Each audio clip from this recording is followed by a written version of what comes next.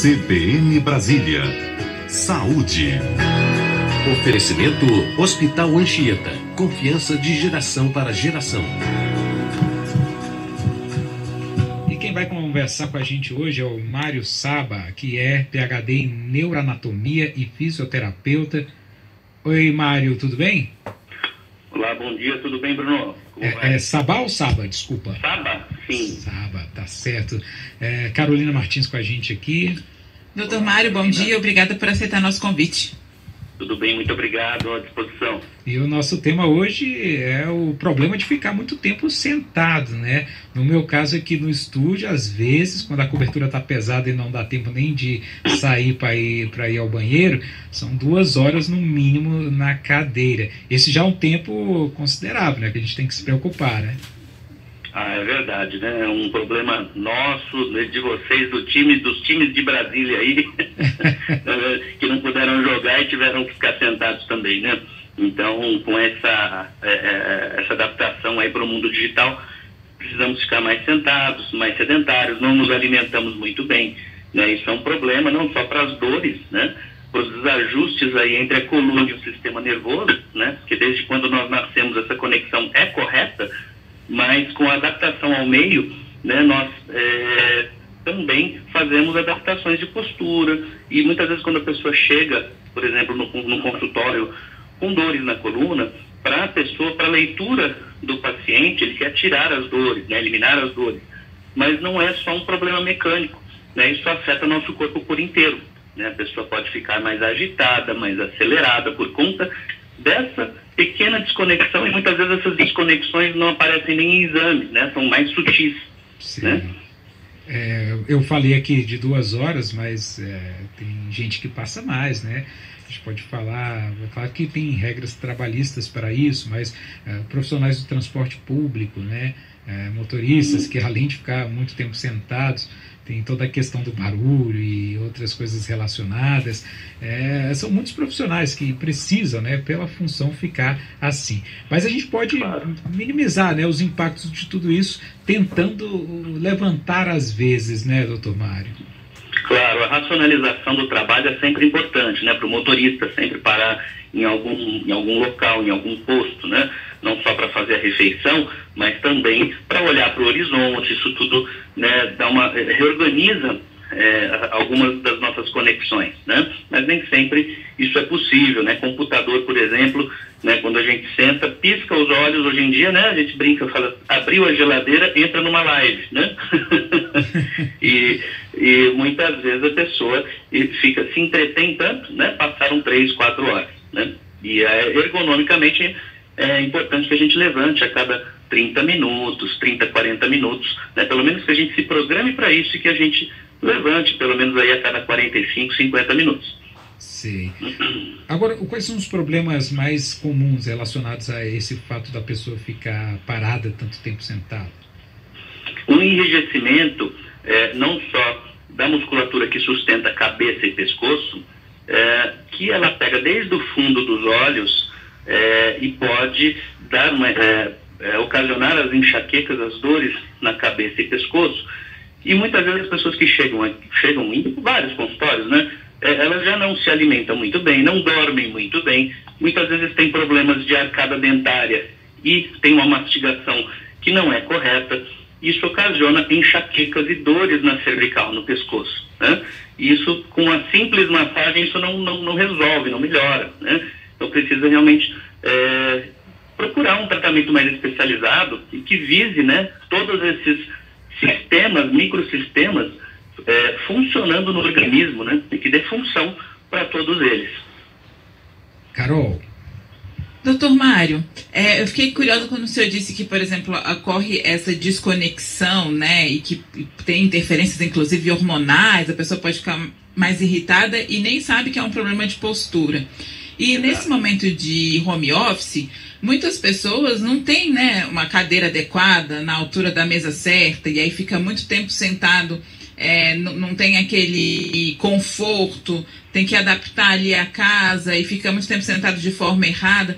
Aí fiquei pensando, como é que reconecta, como é que a gente conserta a postura e aí também Que sintomas podem dizer para a gente que alguma alteração hormonal pode ser um problema de postura? Claro. Então, vamos lá. Vou começar pela segunda resposta, então, né? Que problemas podem acontecer. Vamos supor que essa pessoa que passou na frente do computador, por mais ergonômica que seja a postura dela, né, nós aprendemos que a melhor postura é aquela que não se repete por tempo prolongado, né? Não existe uma melhor postura que você, adotando por 8 horas, a pessoa vai sair intacta, né, daquela postura. Então, sempre a movimentação, né, movimento é vida, nutrição, movimento, oxigênio é vida.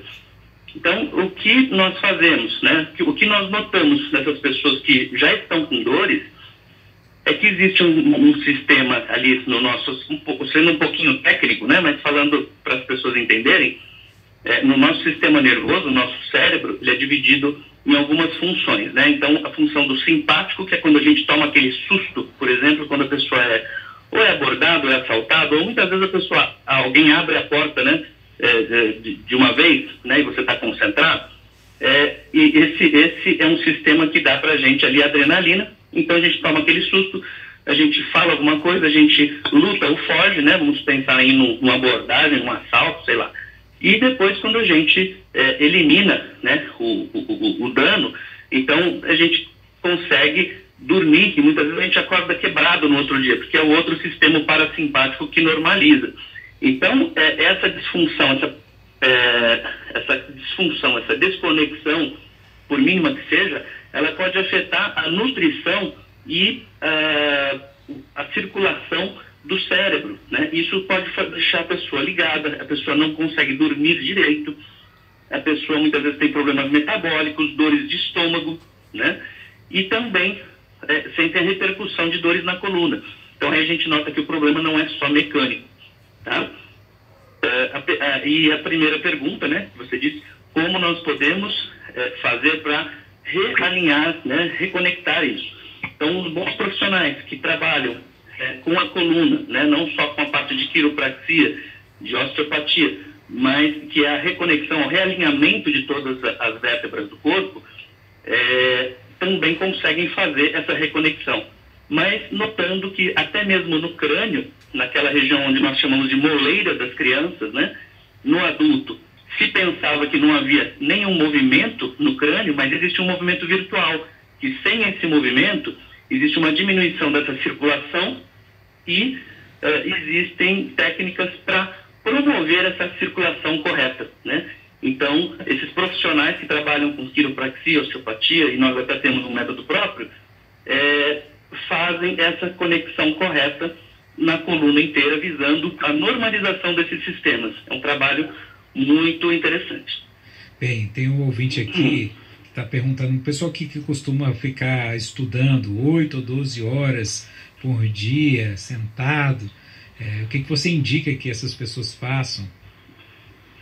Que essas pessoas consigam, né, racionalizar o trabalho, né, se alimentem corretamente, que façam exercício, né, e que também, sempre, quando elas não têm dores, elas conseguem fazer um alongamento e ir em academia. Se elas sentem já, se elas começam a sentir dor, muitas pessoas que sentem, por exemplo, por tempo prolongado já essas dores cronicamente, elas vão tentar fazer um alongamento e acabam se lesando mais. Então é um momento de procurar um especialista, né, que faça essa reconexão, né, um bom profissional aí de osteopatia ou de quiropraxia. Eu não sei se no meio bem difundido, né, mas que a gente consiga estudar um pouco mais esses profissionais que, quando tem aí um conselho regional por trás, né, um bom fisioterapeuta que geralmente faz aí alguns anos de especialização nessas áreas, consiga resolver aí de 1 a 4 sessões alguma coisa que com os tratamentos convencionais, geralmente as pessoas não conseguem resolver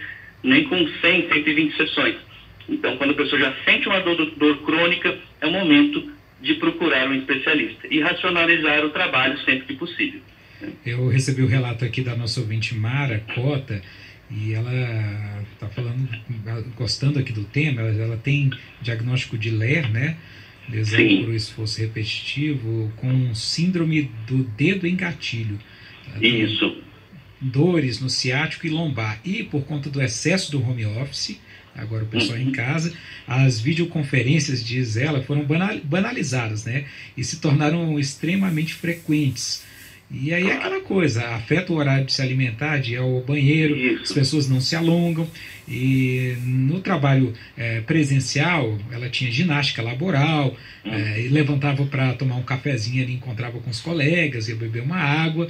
Agora não, em casa é uma reunião, videoconferência atrás da outra, e a pessoa fica ali na frente do computador sentada, afeta muito, né?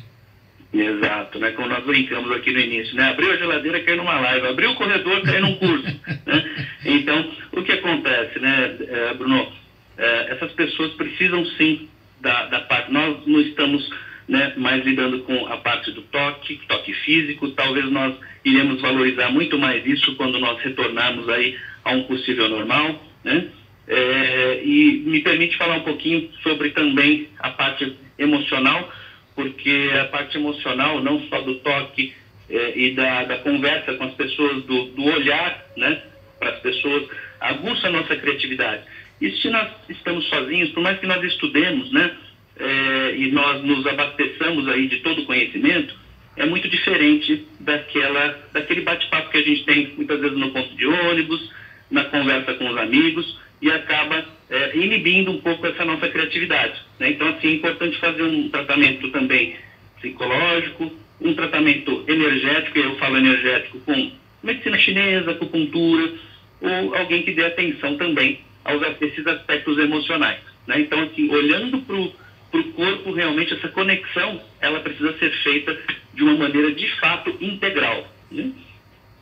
Muito bem. Eu queria agradecer aqui esse bate-papo no nosso CBN Saúde de hoje com o Dr. Mário Saba, que é PhD em Neuroanatomia e fisioterapeuta. Dr. Mário, muito obrigado pela participação, pelas dicas, um grande abraço. Eu te agradeço, Bruno e Carol, espero que tenha sido de bom proveito, estou sempre à disposição. Um grande abraço. 11h20.